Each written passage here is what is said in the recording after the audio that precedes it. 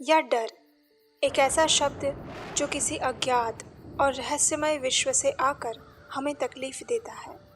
लंबे समय तक चलने वाली बीमारी हो या कोई काला जादू टोना, भविष्य की चिंता हो या फिर किसी इंसान का डर, ऐसे समय में लोग अक्सर किसी देवी देवता की शरण में जाते हैं। कई बार तो आपको इन देवी देवताओं की कृपा से उन तकलीफों से मुक्ति मिल जाती है और कई बार नहीं मिलती। लेकिन क्या आप जानते हैं इन देवी देवताओं को शक्ति कहाँ से मिलती है?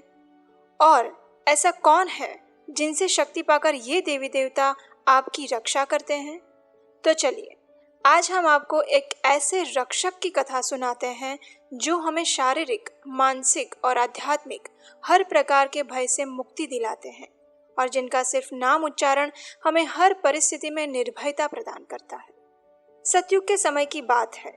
हिरण्यकशिपु नाम का एक शक्तिशाली असुर अमर होने के लिए ब्रह्मा जी की तपस्या कर रहा था, और वो इसलिए क्योंकि वो भगवान विष्णु से अपने बड़े भाई हिरण्याक्ष का वध करने का बदला ले सके।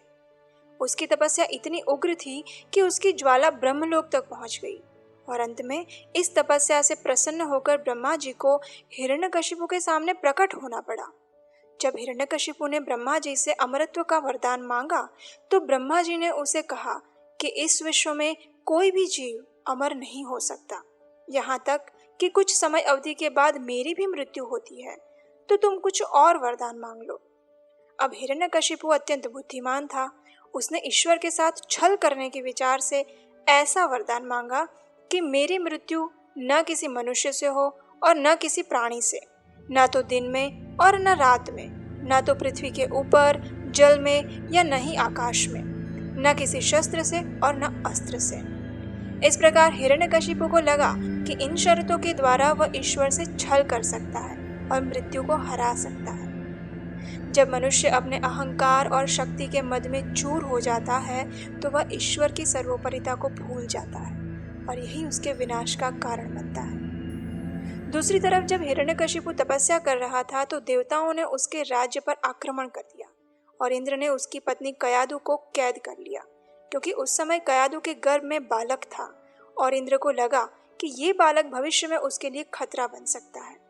लेकिन नारद मुनि जानते थे कि कयादु के गर्भ में कोई असुर बालक नहीं, लेकिन भगवान का एक शुद्ध भक्त था। इसलिए वे कयादु को इंद्र से छुड़ाकर अपने आश्रम में ले गए। वहां पर परम दयालु नारद मुनि ने कयादु को कृष्ण भक्ति का ज्ञान दिया, जो कि उसके गर्भ में पल रहे बालक ने शब्दशः सुना, और ये वही बालक हुआ जिसका नाम था प्रहलाद, और जो बचपन से ही भगवान श्री हरि का बहुत बड़ा और शुद्ध भक्त बना।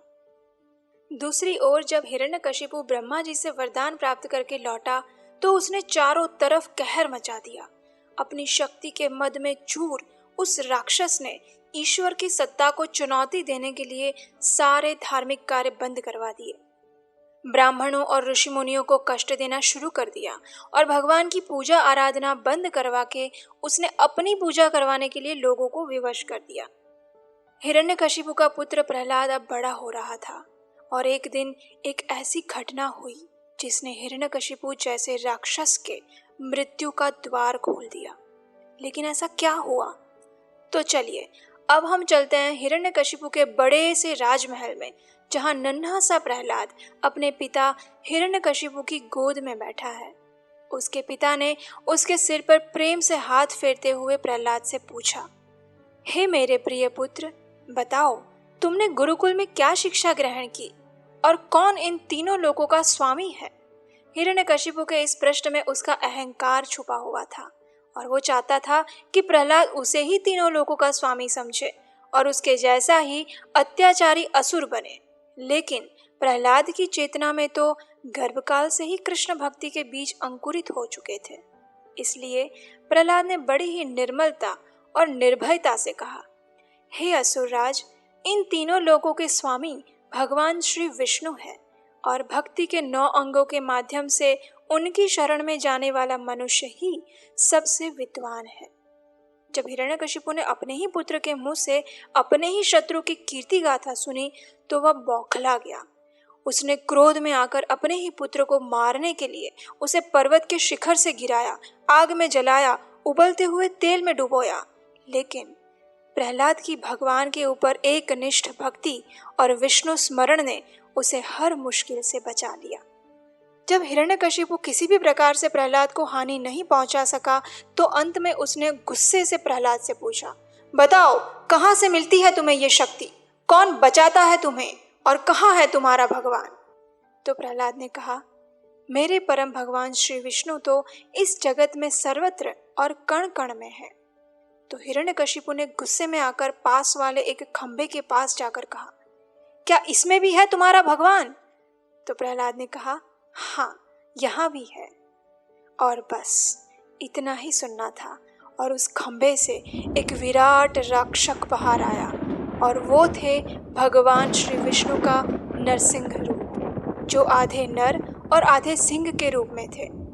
उन्होंने आकर ऐसी गर्जना की कि तीनों लोग कांप उठे। हिरण्यकशिपु ने फिर भी उनके साथ युद्ध किया, और ब्रह्मा जी के सारे वरदान का पालन करते हुए भगवान श्री नरसिंह देव ने उसे संध्या के समय अपनी गोद में बिठाकर अपने नाखून से उसका पेट चीर दिया। और इस प्रकार एक महान आतताई असुर का अंत हुआ। चारों तरफ से देवताओं ने भगवान श्री नरसिंह देव के ऊपर पुष्प वर्षा की, और प्रहलाद महाराज ने उनका गुणगान किया। जब भगवान नरसिंह देव ने अपने प्रिय भक्त से वरदान मांगने को कहा, तब उस शुद्ध भक्त बालक प्रहलाद ने सभी बद्ध जीवों के कल्याण के लिए उनसे प्रार्थना की। ये सुनकर प्रसन्न हुए श्री नरसिंह देव ने कहा कि जो भी व्यक्ति इस कथा का श्रवण करेगा, उसे तुरंत ही अपने सारे पापों से मुक्ति मिल जाएगी। भगवान श्री नरसिंह देव और प्रहलाद महाराज की कथा इतनी मधुर और दिव्य है कि स्वयं भगवान श्री चैतन्य महाप्रभु अक्सर इनकी कथा सुना करते थे। आज के समय में हम देखते हैं कि धर्म और श्रद्धा के नाम पर अंधश्रद्धा का साम्राज्य फैला हुआ है। लोग जादू, टोना, तांत्रिक और कई ऐसी तथ्यहीन मान्यताओं में अपना जीवन और समय व्यर्थ करते हैं। ऐसे समय में भगवान श्री नरसिंह देव की आराधना किसी भी व्यक्ति की शारीरिक, मानसिक और आध्यात्मिक रक्षा करने के लिए सर्वश्रेष्ठ है। इसलिए वैष्णव भक्त सदैव ही अपने आध्यात्मिक जीवन की रक्षा के लिए भगवान श्री नरसिंह देव की आराधना करते हैं। जिस स्थान या घर में भगवान श्री नरसिंह देव की सुबह शाम आरती या कीर्तन होता है, वहाँ किसी भी प्रकार की नकारात्मकता के लिए कोई स्थान नहीं रह जाता, और वह स्थान हमेशा लक्ष्मीपति श्री नरसिंह देव की कृपा से भौतिक और आध्यात्मिक रूप से सदैव समृद्ध रहता है।